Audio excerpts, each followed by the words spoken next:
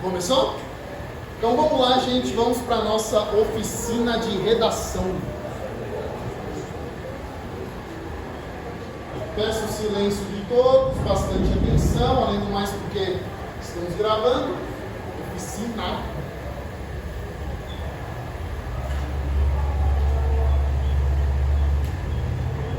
Gente, essa oficina de redação, ela vai servir para toda prova indicar para a gente uma dissertação, tá bom? Então, falou em texto dissertativo, vocês vão seguir esse esquema, principalmente no Enem, tá bom? Por quê, gente? Por exemplo, a gente pega alguns vestibulares, como uma FUVEST, que é para entrar na USP, como uma, se eu não me engano, é a FUNESP, né, que faz a Unicamp. Principalmente a FUVEST ou outros vestibulares. Por exemplo, eles podem dar uns temas, mas assim, tipo, sei lá, felicidade, liberdade, umas coisas muito vazias, e ao mesmo tempo você pode falar muito e nada sobre isso. Quando nós falamos do Enem, principalmente, ele vai trazer o quê? Uma mazela da nossa sociedade, um problema da nossa sociedade. E na redação vocês vão ter que oferecer uma resolução para esse problema. Esse é o modelão do Enem.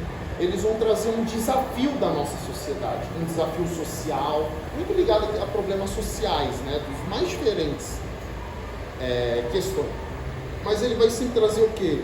Um problema, uma mazela da nossa sociedade, e vocês vão ter que propor uma resolução. E essa resolução, ela tem que ser uma resolução respeitosa do ponto de vista dos direitos humanos, né? Porque sei lá,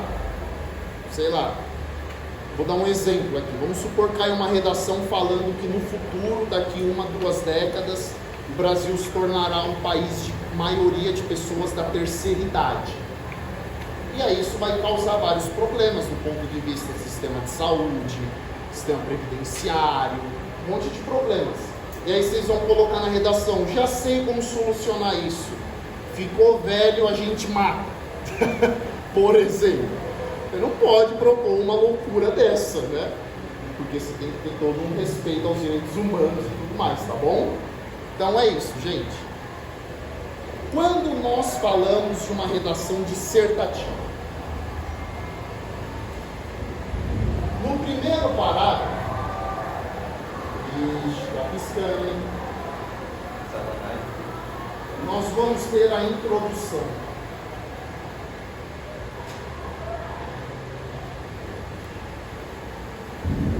O que vocês vão colocar na introdução? Por exemplo, eu sempre fui um cara, sou professor de história, então eu sempre fui um cara que gostei de história. Então nas minhas introduções eu sempre tentava fazer um apanhado histórico da coisa. Mas o que vocês podem colocar na introdução? A introdução são as suas primeiras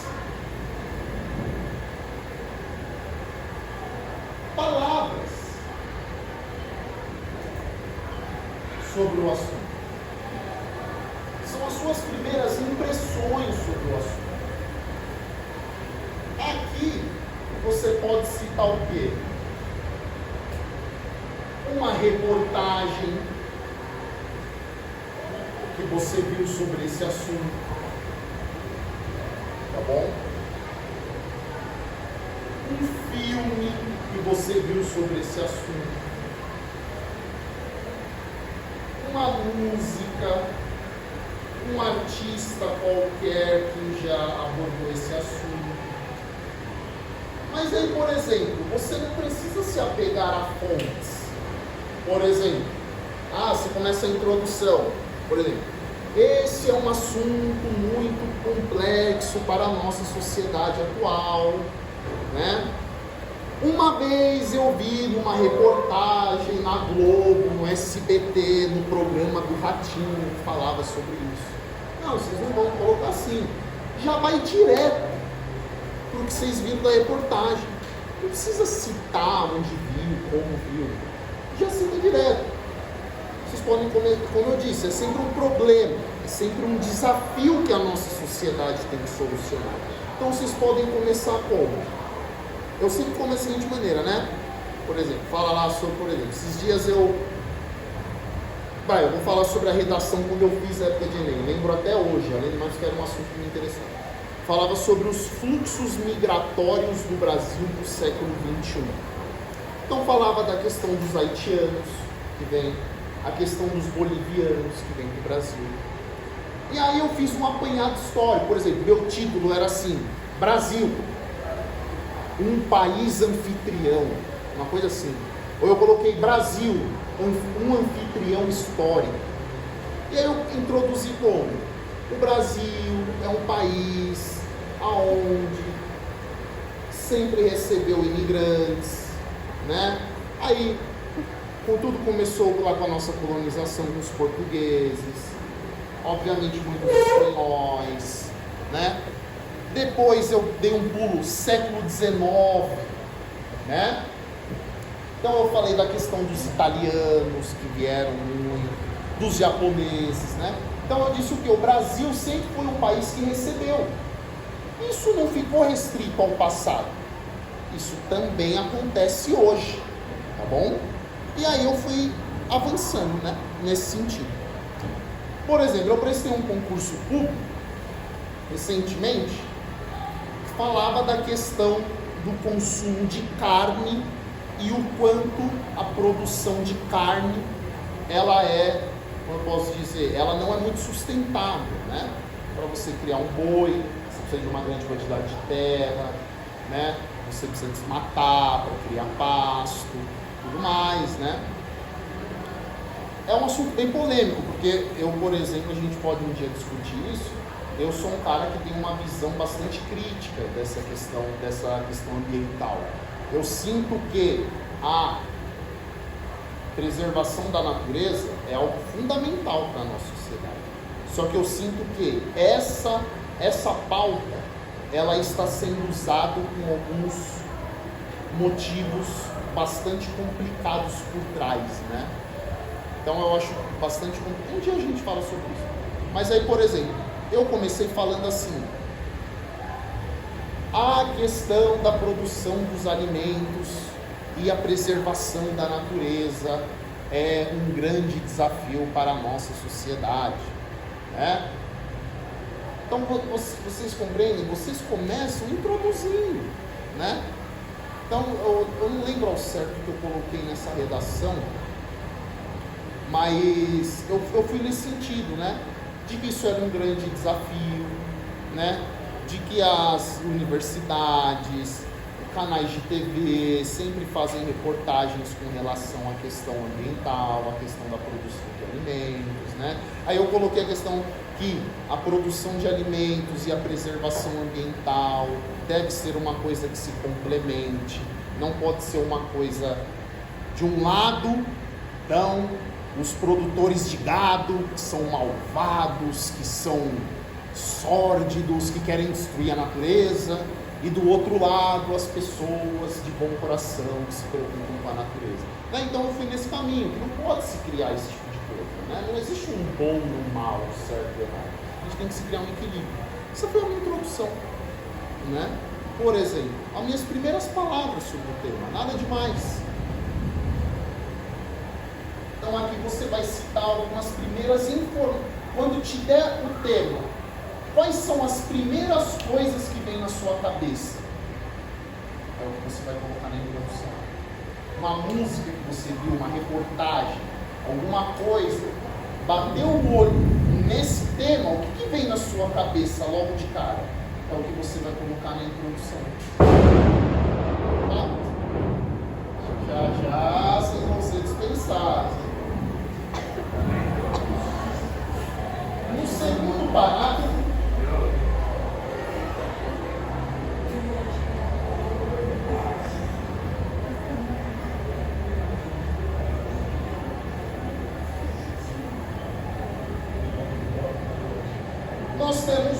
desenvolvimento.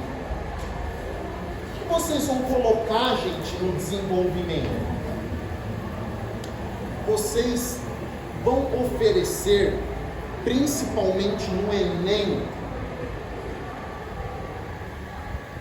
uma resolução para o problema.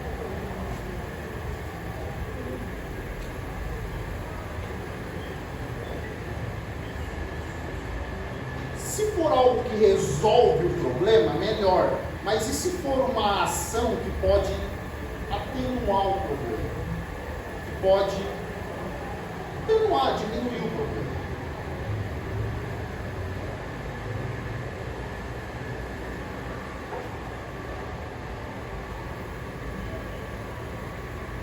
Aqui, gente, aqui que é importante vocês usarem os argumentos, né?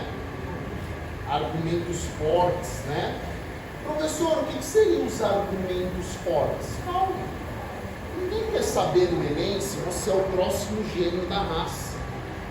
Ninguém quer saber no Enem se você é o próximo Machado de Assis. Ninguém quer saber no Enem se você é um especialista sobre o tema que foi proposto. O examinador quer saber se você é um cara que consegue organizar o seu pensamento de forma escrita. É só isso que ele quer. Ele quer ver se você não é um cara semi-analfabeto, primeiro ponto. E depois ele vai querer ver se você é um cara que consegue organizar suas ideias. Diga lá, João. Em outras palavras, você quer dizer que você tem que apresentar um argumento coerente e você não tem que dizer que você sabe, você tem que apresentar o quê? Exatamente. Você não precisa mostrar que você domina aquele assunto, mas você precisa mostrar que o quê? Uma evidência. Eu tenho um argumento na minha cabeça e eu vou mostrar para o examinador que eu sei colocar no papel esse meu argumento. É isso. Simples, gente. Para isso, eu vou dar uma dica para vocês. Como nós estamos falando de problemas sociais, que é o que o Enem vai trazer, né? Na maioria das vezes, né? Proponha sempre algo, gente, que possa partir para um lado do engrandecimento da sociedade no geral. Por exemplo, eu vou dar uma dica para vocês que cabe em tudo. A questão do trabalho, gente. Né?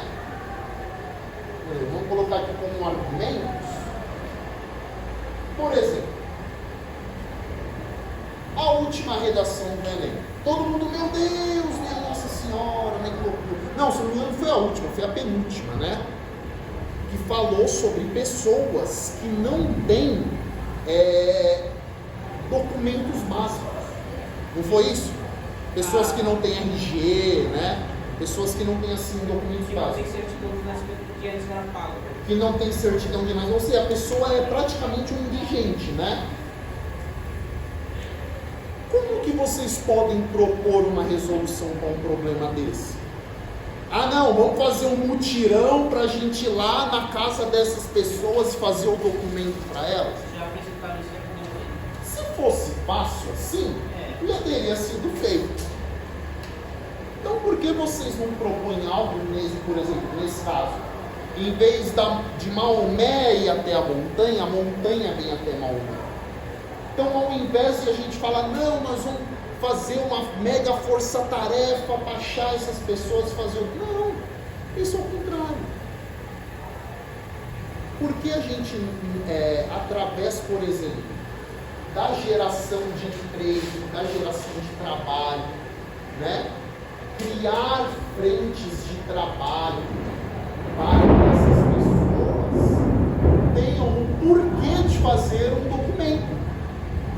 Porque se a pessoa já viveu até agora sem documento, obviamente numa miséria desgramada, né? Porque se a pessoa não tem nenhum documento, você imagina as condições de vida dessa pessoa, né? Se a pessoa já até agora está nessa miséria desgraçada, eu falo, se a pessoa até agora está nesse problema, e até agora nada incentivou a procurar o seu documento, a procurar ter um documento, por que ela vai agora?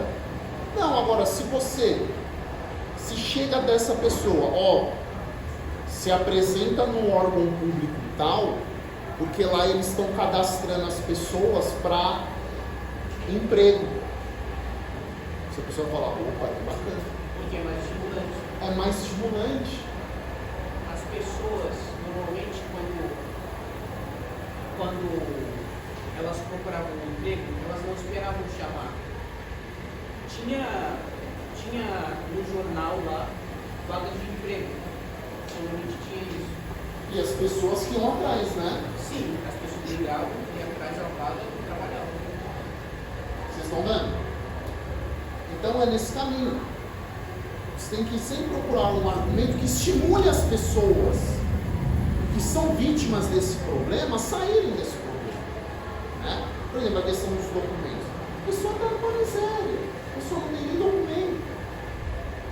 Aconteceu algo parecido na pandemia, quando o governo anunciou que as pessoas iam receber R$600, uma porção de pessoas que não tinha documento, não tinha conta bancária, não tinha nada, foi atrás para poder ganhar um auxílio. Então, só que a gente também ficar lá na redação falando que vai distribuir auxílio também já não é um argumento muito bacana, né? As pessoas não vão atrás do que elas querem. Tá? Exato, mas agora você concorda comigo que eu usar um argumento, falar para incentivar essas pessoas para ir ter os seus documentos por conta para se criar frentes de trabalho, é um argumento mais interessante do que eu falar assim, o governo poderia criar um auxílio. Tipo, auxílio é bom, todo mundo quer, mas a gente só vai usar isso como argumento, né, como uma coisa meio fraca, assim, né? Então, gente, eu vou sempre por esse lado, a questão do trabalho, né? Procurar resolver esse problema através do trabalho, né? Através da educação, bom argumento. Mas aí qual que é o problema? A educação virou uma coisa assim, né? A educação resolve todos os males do mundo. E não é assim, né, gente? Educação resolve muita coisa, mas não só educação. Porque, por exemplo, o que adianta eu ter o melhor sistema educacional do mundo se meus alunos, depois de formados, não vão ter emprego? Sabe onde acontece isso? Em Cuba, por exemplo. Você vai nas escolas cubanas, as crianças sabem falar o espanhol, inglês e russo. Um sistema educacional muito pobre, escolas precárias, mas um sistema educacional fino. Professores altamente gabaritados, coisa fina mesmo. Só que aí o aluno se forma, aí ele não tem emprego. Por quê? Porque Cuba tem uma série de questões, embargo econômico, caramba, que não vale a pena a gente entrar aqui. Mas eu estou dando um exemplo. A educação é muito bom, a pessoa fala assim, a educação... Agora, se você for com educação com esses argumentos, por exemplo, aí enriquece. Por exemplo, o pessoal fala, não, que a educação coreana, minha Nossa Senhora, é a melhor coisa do mundo. Concordo, a educação coreana é a melhor coisa do mundo. Só por que a educação coreana é tão boa? Porque o estudante coreano tem 100% de certeza que ele terminando a escola, terminando a faculdade, ele vai ter emprego. Dá um exemplo. A Hyundai, montadora de automóveis coreana. Gente, a Coreia 30 anos atrás não era nada. Hoje em dia a Coreia é uma potência até do ponto de vista cultural, que é o mais difícil. Olha o K-pop. Uma vez eu mostrei para os alunos de ensino fundamental aonde que ficava a Coreia do Sul, os alunos ficaram impressionados. Eles achavam que a Coreia do Sul era um país gigantesco, assim, poderosíssimo. Por quê? Porque eles têm essa questão cultural, essa propaganda cultural. É o país da tecnologia, é o país do K-pop, é o país dos artistas que a molecada gosta. Então a molecada acha, meu Deus, esse país deve ser um país gigantesco, foda pra caramba, tal. Você vai ver um país minúsculo. Por aí, eu estava dando exemplo da Hyundai. Gente, a Hyundai é uma empresa de automóveis 100% coreana. Sabe quantos eu estava vendo engenheiros a Hyundai tem contratado? 3 mil engenheiros, gente. Ou seja, a Hyundai, muito mais do que uma empresa de produção de tecnologia automóveis, ela é como se fosse uma universidade na prática. Você compreende? Aqui no Brasil, os engenheiros vão trabalhar do quê? Aqui no Brasil, a maioria das empresas são de empresas de pequeno de micro para pequeno porte, nem médio porte nós temos. É tudo a empresa do seu Zé, né, do patrão, né, aquela coisa, não, o patrão afirma, né, a firminha pequena, o patrão que você conhece, você sabe quem é o patrão, o filho, a filha, sabe para onde o patrão vai viajar. Isso é uma coisa de país subdesenvolvido, né? Porque os países mega desenvolvidos têm mega empresas que atuam no mundo inteiro, né?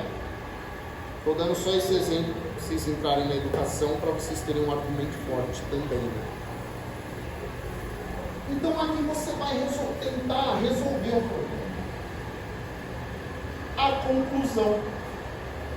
Terceiro parágrafo, né? O terceiro passo.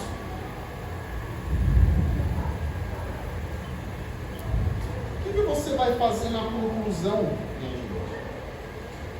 Você vai retomar, você vai resumir, você vai recomeçar aqui pela conclusão. Pode ir? Então, gente, continua. Na conclusão, o que você vai fazer? Você vai fazer um resumo do que você vem tratando. Você vai, por exemplo, aqui na introdução, você sei lá, vai usar de 4 a 5 linhas para introduzir. Aqui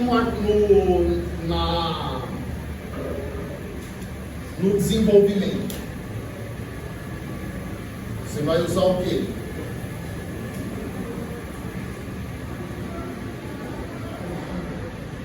13 a 15 linhas, talvez um pouco menos, vai. De 12 a 14 linhas.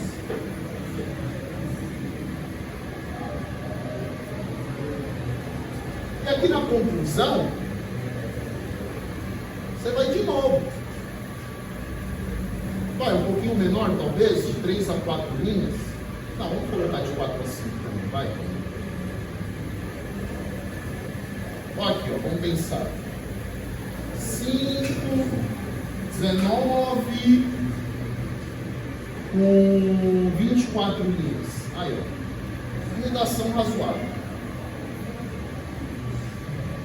Aqui, então, você vai trazer o quê? Um resumão. Então, a introdução, você usou 4 ou 5 linhas, meio que você tenta dar uma resumidinha na sua introdução em uma linha. Por exemplo, 2, uma linha, né, para introdução. Uma linha para você resumir a sua introdução. E mais as outras 3 linhas, vai, aí mais 2 linhas para você, de 2 a 3 linhas para você retomar o seu argumento de desenvolvimento.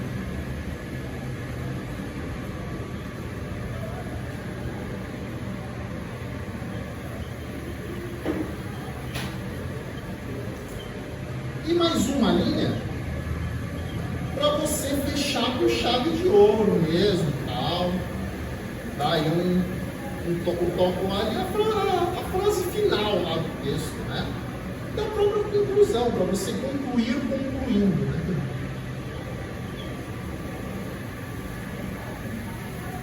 Concluir, né? Vamos colocar assim. Mas uma linha para você concluir. Então vocês estão entendendo, gente, como é muito simples? Na introdução, bati o olho no tema. Lembrei de uma reportagem, lembrei de um filme, lembrei de uma música. Preciso citar. Eu vi uma vez um filme falar. Não, já vai direto no que o filme fala. Na introdução, bati o olho naquele tema. O que me veio na cabeça? Quais são minhas primeiras ideias? aqui é onde o bicho pega. Aqui eu preciso de um argumento interessante. Aqui eu preciso organizar uma resolução para o problema. Então, como que eu vou resolver esse problema?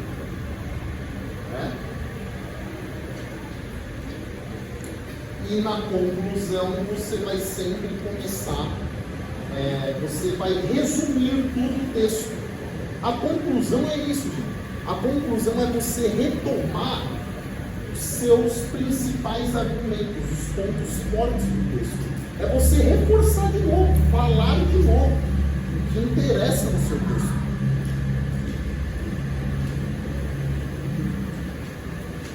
Por exemplo, quando nós falamos de conclusão, a gente pode usar algumas palavrinhas. Por fim,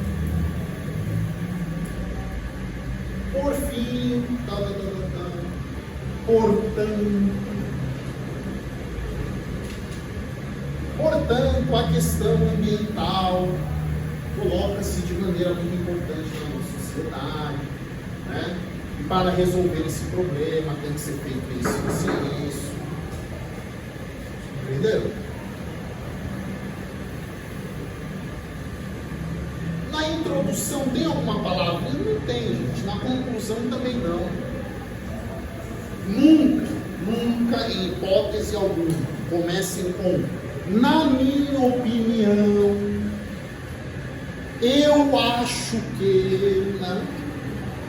Na minha opinião, tal coisa. Tira na minha opinião, já começa pelo tal coisa mesmo. Né? Sei lá. Na minha opinião, as pessoas que não têm documentos são excluídos da sociedade. Não, você não precisa colocar, na minha opinião, as pessoas que não têm documentos são excluídas da sociedade. Eu coloco, as pessoas que não têm documentos são excluídas da sociedade, entendeu? Evita essas coisas, poluem o texto. Eu acho que, na minha opinião... Oi? Não, você vai indicar sua opinião, mas você não precisa dizer que essa é a sua opinião. É claro que ela é a sua opinião. O texto é seu. Você compreende? Mas não vai ser em primeira pessoa. Exato. Eu acho que, né? Na minha opinião, essas coisas não. Já vai direto para o que você acha. Já vai direto para a sua opinião. Você não precisa falar que essa é a sua opinião. É claro que essa é a sua opinião. O texto é seu. Então, gente, isso daqui é a nossa dica. Para que vocês façam uma boa redação comigo. Para isso, nós faremos uma redação. Nós vamos no intervalo, né? Se tudo der certo, se a chuva deixar, como já acabou, talvez a gente